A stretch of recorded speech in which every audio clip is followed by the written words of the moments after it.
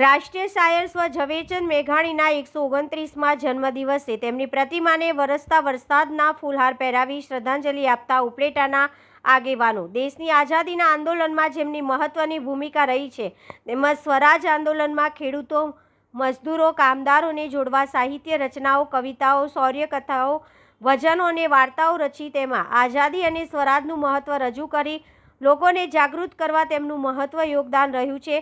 બીજી ગોળમેજી પરિષદમાં ઇંગ્લેન્ડ તથા મહાત્મા ગાંધીને મેઘાણીજીએ કહ્યું હતું કે આ છેલ્લો કટોરો ઝેરનો પી જજો, બાપુ અંજલિ નવ ઢોળજો બાપુ। ત્યારે ગાંધીજીએ તેમને રાષ્ટ્રીય શાયરનું બિરુદ આપ્યું હતું। આજના સમયમાં પણ તેમની રચનાઓ રજૂ કરતા લોક કલાકારો ગૌરવ અનુભવે છે। એવા આપણા રાષ્ટ્રીય શાયર સ્વ ઝવેરચંદ મેઘાણીની દેશમાં સૌપ્રથમ પ્રતિમા જે તે વખતની નગરપાલિકાની સામ્યવાદી સરકાર દ્વારા રેલવે સ્ટેશન ચોકમાં મૂકવામાં આવી હતી। સ્થાપના વખતે દર વર્ષે નગરપાલિકા દ્વારા તેમના જન્મદિવસ નિમિત્તે તેમની પ્રતિમાને આગેવાનો દ્વારા ફૂલહાર કરી શ્રદ્ધાંજલિ પાઠવવામાં આવે છે અને શાળા કોલેજની વિદ્યાર્થીનીઓ દ્વારા તેમની રચનાઓ રજૂ કરે છે। આજે પણ તેમની 129મી પુણ્યતિથિ નિમિત્તે પ્રદેશ કિસાન સભાના પ્રમુખ ડાયાભાઈ ગજેરા, ચેમ્બર ઓફ કોમર્સના પ્રમુખ રમેશભાઈ પાનેરા, નગરપાલિકાના પૂર્વ પ્રમુખ દાનભાઈ ચંદ્રવાડિયા, બાબુભાઈ ડેર, સેવાભાવી આગેવાનો ભગવાનદાસ, નિરંજન, ભરતભાઈ સોજિત્રા, નથુભાઈ ભીમા, વિનુભાઈ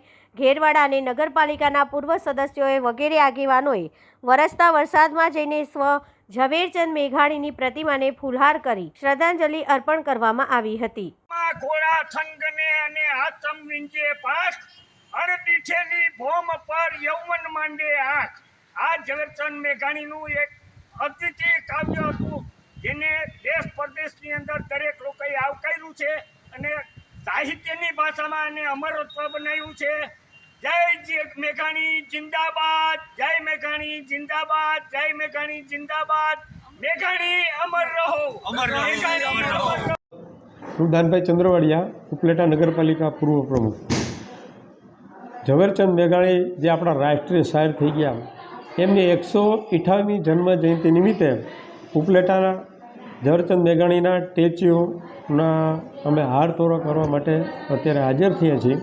તેમાં સર્વપક્ષીય નેતાઓ, ઉપલેટાના પ્રતિષ્ઠિત આગેવાનો દ્વારા જે આ હાર તોરણનો કાર્યક્રમ રાખવામાં આવેલો હતો અને એ હાર તોરા પૂરા છે। મારે એટલું કહેવું છે કે ઝવેરચંદ મેઘાણી જે આ સૌરાષ્ટ્રની રસધાર છે, ગામડે ગામડે ખૂંદીને પાડીએ પાડીએ જઈ અને એણે જે સાહિત્ય અને જે આપણા પાડિયાની અંદર જે સમાઈ ગયેલા હતા શૂરવીરો એને ઉજાગર કર્યા અને સૌરાષ્ટ્રની રસધાર લખી છે। એને એક ભારત દેશની અંદર રાષ્ટ્રીય શાયર તરીકે બિરુદ આપવામાં આવેલું હતું અને ખાસ તો એ કહેવાનું છે એની એ પંક્તિ યાદ કરતાં કરતાં આપણે આમ હૈયું ફાટમ આપણે હૈયું ફૂલાઈ જાય ને આપણે સુરાતન ચડી જાય। જનનીના હૈયામાં પોઢનતા પોઢનતા પીધો કસુંબીનો રંગ, રાજ મને લાગ્યો કસુંબીનો રંગ। એ સિવાય એણે કીધું છે કે ઘણવૈયા મારે ઠાકોરજી નથી થવું, મારે પાડીઓ થઈને પૂજાવવું છે। ઘણવૈયા મારે ઠાકોરજી નથી થવું, પાડીઓ થઈને પૂજાવવું છે।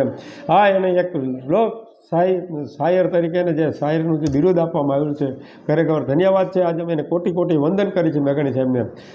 આખા ભારત દેશની અંદર ઉપલેટાના રેલવે સ્ટેશન ચોકની અંદર આ પ્રથમ ઉપલેટાના નગરજનોએ, આગેવાનોએ, અમારા પૂર્વ આગેવાનોએ આ એક સ્ટેચ્યુનું અહીં અવરણ કર્યું હતું।